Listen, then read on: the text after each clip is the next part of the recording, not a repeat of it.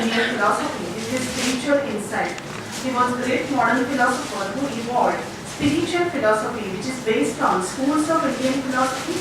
Sources for knowing his philosophies are Ananda Sutram and the commentary on Ananda Sutram. Ananda Sutram is an aphoristic expression of fundamentals of Ananda Marga philosophy. It is systematic arrangement of various aphorisms divided into 5 chapters. Ananda Marga believes in monistic, realistic and spiritualistic philosophy which aspires for ultimate goal of infinite bliss. Ananda Murthy has done synthesis of different schools of Indian philosophical thought and given an elixir to spiritualists. Spirituality seeks to know about self, ultimate reality and the relation between both. It deals with the practice of philosophical principles. Ananda Murthy, properly analyzing the Indian philosophical schools, skillfully established the foundation of Ananda Marga, which is true to rationalism, practical spiritualism, and it is aimed at ultimate goal of moksha, the highest bliss. This paper analyzes from the points of view of the core principles of philosophy, that is Brahman, Jagat, Jiva and moksha. The first point is ultimate reality, that is Brahman. Ultimate reality is Brahman in Ananda Marga philosophy. Brahman is the real principle, but it is not completely absolute, that is Nirguna, like Shankara's philosophy. It is not completely Saguna also. It is combination of Saguna and Nirguna entity. Brahman is defined as Shiva Shaktyatmakaha.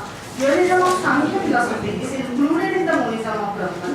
Shiva is the Purusha, that is cosmic consciousness, and Shakti is the Prakriti, that is operative principle. Logical incongruity created by the principles of sentient Purusha and insentient Prakriti is easily circumvented with this standpoint. The supreme reality, the One, is explained in duality for making it intelligible for common people. Sadhaka begins with dualism and ends his journey with monism. Shiva and Shakti are independent but inseparable realities like milk and its whiteness or fire and its energy. This standpoint can be compared to Vishishtadvaita philosophy of Ramanuja, where he observes inseparable relation of Brahman with Chidajit on one side and Vishnu and Shri on the other side. Ramanuja denied the existence of Nirguna Brahma, whereas Ananda Murthy accepted Nirguna and Saguna as states of same Brahman. Nirguna Brahman is unassociated with creation and Saguna Brahman is involved in creation. This is quite similar to Shankara's standpoint in Kevaladvaita philosophy, where he differentiates between Saguna and Nirguna Brahman. But difference is that Ananda Murthy has considered both aspects as real, unlike Shankara, who considered only Nirguna Brahman on Paramarthiki Satta. Saguna Brahman is the state which is operated by 3 gunas of Prakriti.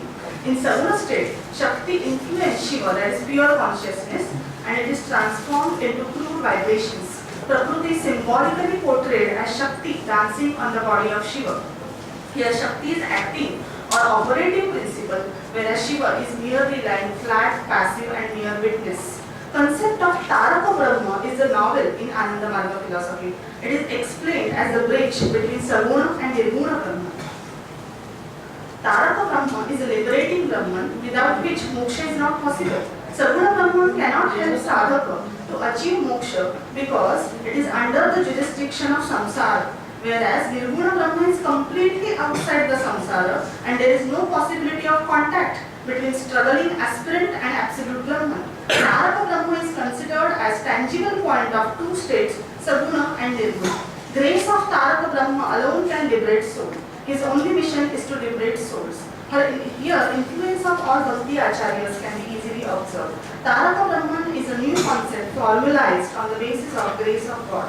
Taraka Brahman is called as Bhagavan in Ananda Marga philosophy as it is possessed of 6 bhagas or attributes. There remains no much conceptual difference between Saguna Brahman and Taraka Brahman. This division seems for the sake of giving sound, rational basis for the classification of Saguna and Nirguna Brahman. Then we come to the theory of causation. Shakti is defined as the power of Shiva. Shakti sa Shivasya Shakti. Prakriti is Trigunatmika like Sankhya philosophy. Theory of causation is distinct than any other school of Indian philosophy. Purusha is the material and efficient cause of the universe. Prakriti is secondary efficient cause of the universe. Concept of secondary efficient cause is something novel and distinct. For example, clay is the material cause and water is the efficient cause of the pot. Energy of water, which is essential thought is considered as secondary efficient cause.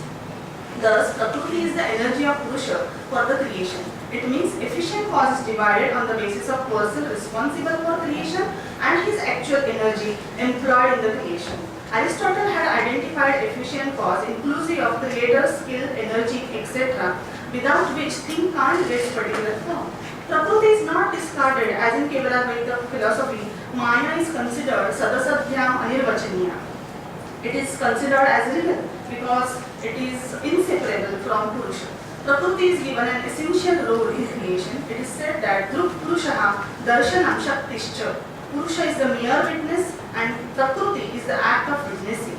The Purusha is witnessing all expressions and actions in the creation without being the least involved or influenced. Prakriti and the creations of Prakriti are the act of seeing and the observed objects. Purusha does not act by himself but guides and witnesses all the actions as he manages Prakriti. Entire evolution is on the lines of cosmology given in Sankhya philosophy. Pre-evolutionary stage and process of evolution is described through visuals and sound logical proofs in Anandamarga philosophy. Pre-evolutionary stage is called as Parama Shanti because Parama Purusha is in the state of infinite peace. The Prakriti also has equilibrium of gunas in the state of peace. Balanced state of Prakriti gets disturbed which becomes responsible for creation, says Sankhya cosmology. This process is explained by Anandamurti with the concept of Sanchara. Sanchara is explained with the sutra Pravrutti Mukhi Gunadharayam. It is defined as gradual extroversion movement under the increasing influence of gunas. Gunas are balanced, which are flowing in linear motion, becomes infinite polygonal diagram. Three forces acting in space form a triangle of forces. Polygons of flowing gunas become triangles, formed a vast matrix of triangles of three gunas, constantly transforming themselves into one another. Ichha bija or kama bija is considered the root cause of their imbalance. This is similar to the Upanishad philosophy where it is said that the Aikshata Bahusyam Prajaye. Anandamurti said one cannot question about the desire of Purusha. That is why did Parama Purusha created the universe. He has said in his book Baba's Grace, a man become mad if he is alone for a long time in a big vacant house. God was restless before creation. He could neither love nor feel angry with anyone. So creation was compulsion. He had created all these forms by multiplying himself. When God was alone, he had the power to see, but there was no object to be seen. This is the cause of creation, which is cited in Upanishad also. Na sa ekaki ramate. When devotee merges in God, then he knows the real cause of creation. This is explained with the illustration of magician. Cosmic magician will never reveal his secrets and tricks to the audience. But if anyone becomes a member of his party, he let him know everything. Now we come to the concept of Jiva. Jiva is defined as Panchakoshatmaka, that is composed of layers of mind. And it is compared to the Kadari flower. 5 layers of mind are as follows. First is Annamaya Kosha, that is physical body. This layer is composed of 5 fundamental factors and dominated by the static principle of Prakriti. It is like a machine. Which discharges action in physical world, but like any machine, it has no will of its own. It requires a machine man, which is Kamamaya Kosha. Next is Kamamaya Kosha, conscious or crude mind. This layer consists of creation and functioning of desire. It activates Annamaya Kosha to satisfy basic instinct like hunger, sleep, etc. Next is Manomaya Kosha, that is subconscious or subtle mind. The Manomaya Kosha directly controls the conscious mind. It has 4 functions: memory, contemplation, experience of pleasure and pain, and dreaming. There is Ati Manasa Kosha, that is supramental mind. Ati Manasa Kosha means higher mind. This is the first of the 3 layers of the expanded superconscious causal mind, the all-knowing mind, which can transcend the bondage of time, space, and person and see into past, present, and future. This is the layer of intuition and creative insight. Next is Vijnanamaya Kosha, that is subliminal mind. Vijnanamaya Kosha means special knowledge. This layer can grasp the total existence of the objective world. It has full knowledge of past, present, and future. This Kosha has 2 main functions, Viveka and Vairagya. Above this is the Kosha called Hiranmaya Kosha, that is settled causal mind. The highest kosha is a layer of brilliant golden appearance. Here there is only intense attraction for the supreme. The desire for union becomes unbearable until the divine union takes place. Establishment in this kosha is termed as Savikalpa Samadhi.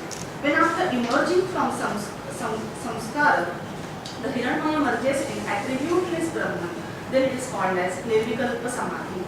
Atman is described as beyond all these layers. It is pure consciousness beyond all duality, beyond change, pleasure and pain. This is the reflection of Mahavakya uttered in Aitariya Upanishad, Prajnanam Brahma. Kosha theory is explained in detail with the functioning of different koshas, but now I will not go into that detail. Panchakosha theory of Aitariya Upanishad seems to be the basis for minute analysis of the layers of Jivatman. Deliberation on koshas is definitely different. There are different means enjoined for improvisation of each kosha.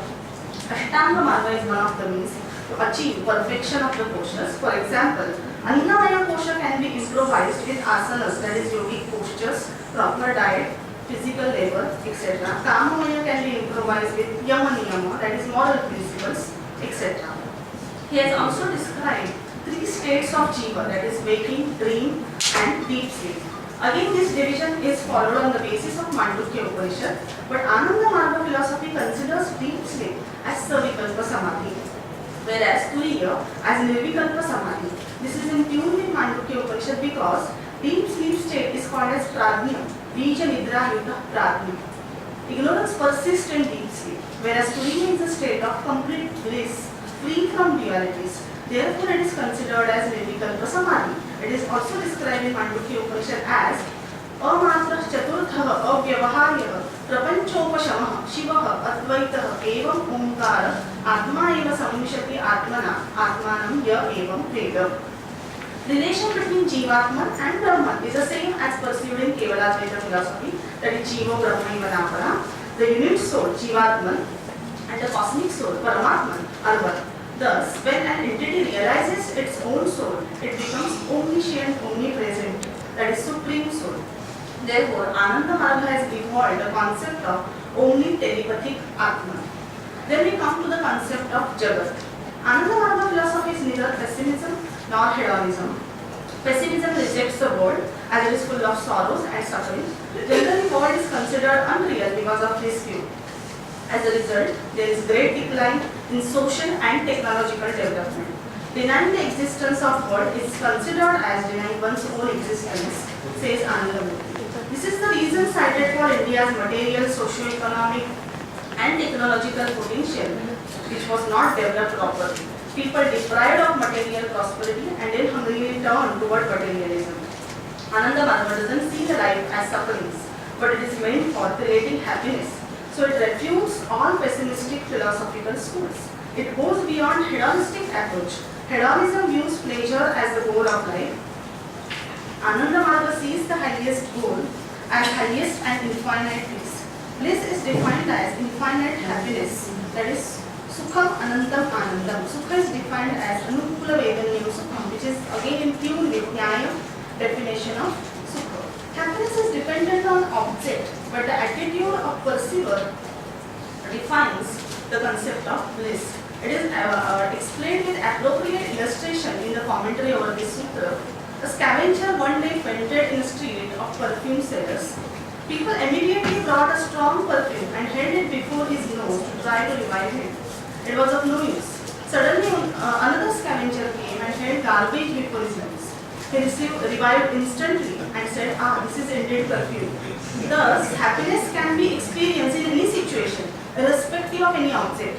Infinite bliss comes when one understands that this world cannot give happiness, which is unlimited. Therefore, Ananda, that is infinite bliss, is equated with Brahma in Sutra, Anandam Brahma Ityahatu. This is very much similar to the philosophy of Shankara. In Anandamayadikaranam, he proved that bliss is not the quality of Brahma, but bliss is Brahma. But even Anandamaya, the word is not expected for Brahman because of the suffix Maya. It may give room to some amount of suffering in Brahman. Now we come to the concept of moksha. Infinite bliss is the highest goal of life. State of moksha accepted by Ananda Marga is Sayuja moksha. that is getting merged into ultimate reality. Therefore, it is said that spiritual aspirants do not enjoy bliss, they become bliss. Here, subject-object dualism is completely dissolved. One attains abhayatva as described in Upanishad after attaining this bliss. Bhakti is considered as a direct means of liberation, and the word bhakti is defined in different manner in Ananda Marga philosophy. Generally, it is taken as bhaja sevaya, that is service given to God. But here, bhakti is considered as thinking about God. This is again quite similar to the Ramanuja's definition of bhakti, that is dhyanam cha tailadharavat avichinna smriti santana rupam.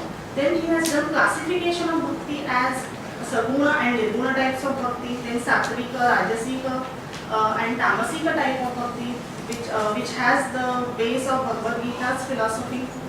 Then again the new classification is given in Ananda Marga philosophy, which is Raganuga Bhakti and Ragatmika Bhakti. That is, Raganuga Bhakti is the one when devotee loves the Lord because it gives pleasure to the devotee. Whereas Ragatmika Bhakti is the one which when Lord gets pleased due to the love of devotee. And beyond this is Kevala Bhakti, which is beyond all types of devotion, and where Bhakti is considered as means as well as end, and it is no more, there is no more desire actually for moksha. Then he has also emphasized the role of Sharanagati or Prapatti, which is again I found can be correlated with Ramanuja's concept of Prapatti. He has given importance of Marjara Bhakti in surrender, as a surrender to means towards liberation. Jnana and karma are not excluded from the path of liberation, but they are considered as the cause of liberation. Real devotees acquire the knowledge which is necessary to act. So Anandamurti says in this case that knowledge and action cannot take devotee to Parama Purusha, but devotion can. But for serving humanity, for objective adjustment, knowledge and action are essential. Thus, jnana, karma and bhakti are essential for liberation. This is harmonious combination of means like that of Bhagavad Gita combined jnana, karma and bhakti yoga. Now to sum up, Ananda Marga philosophy is based on Indian school of philosophies. There are some unique features of this philosophy which indicate that it came from intuitional experience of Anandamurti. His philosophy can be described as standing on the foundation of Upanishadic philosophy, synthesis of Sankhya and Vedanta philosophy, with yoga as means of achievement. Some of his theories begin with rational approach of philosophy, seek explanation with scientific temper, and attain their culmination in intuitive experience. After analyzing his philosophical principles, it can be concluded that Anandamurti was a seer of modern India who has the vision of holistic development of human being. Therefore, his philosophy is all-inclusive and tends to synthesis. Thank you.